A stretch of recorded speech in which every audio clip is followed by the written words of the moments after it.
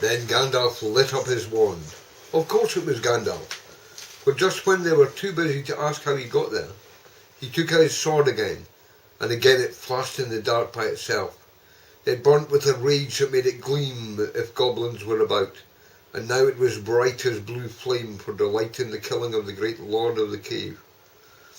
It made no trouble whatsoever of cutting through the goblin chains and setting all the prisoners free as quickly as possible.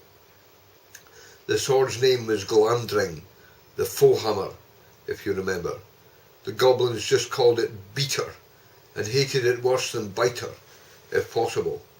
Orcris too had been saved, for Gandalf had brought it along as well as snatching one of the terrified guards. Gandalf thought of most things, and though he could not do everything, he could do a great deal for friends in a tight corner. "Are we all here?" he said, handing the sword back to Thorin with a bow. "Let me see. 1, that's Thorin. 2, there's 4, 5, 6, 7, 8, 9, 10, 11. There are Feely and Keely. Here we are, 12, 13. And here's Mr. Baggins, 14. Well, well, it might be worse. And then again it might be a good deal better. No ponies and no food. And no knowing quite where we are. And hordes of angry goblins just behind. On we go." And on they went. And Gandalf was quite right. They began to hear goblin noises and horrible cries far behind in the passages they had come through. That sent them on faster than ever, and as poor Bilbo could not possibly go half as fast, for dwarfs can roll along at a tremendous pace, I can tell you, when they have to. They took it in turn to carrying him on their backs. Still, goblins go faster than dwarfs, and these goblins knew the way better.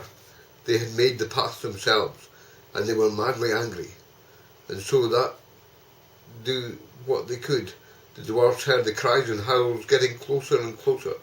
Soon they could hear the flap of the goblin feet, many, many feet, which seemed only just round the last corner, and the blink of red torches could be seen behind them in the tunnel they were following, and they were getting deadly tired. "Why, oh why did I ever leave my hobbit hole?" said poor Mr. Baggins, bumping up and down on Bomber's back. "Why, oh why did I bring a wretched little hobbit on a treasure hunt?" said poor Bomber, who was fat, and staggered along with sweat dripping down his nose in the heat and terror. At this point Gandalf fell behind, and Thorin with him. He turned a short turner. "About turn," he shouted. "Draw your swords, Thorin!" And there was nothing else to be done, and the goblins did not like it. They came scurrying round the corner in full cry, and found Goblin Cleaver and Foehammer shining cold and bright right in their astonished eyes. The one in front dropped their torches and gave one yell before they were killed. The ones behind yelled still more and leapt back, knocking over those that were running after them. "Biter and Beater!" they shrieked, and soon they were all in confusion, and most of them were hurtling back down the way they had come. It was quite a long while before any of them dared to turn that corner. By that time the dwarfs had gone on again, a long, long way into the dark tunnels of the goblins' realm.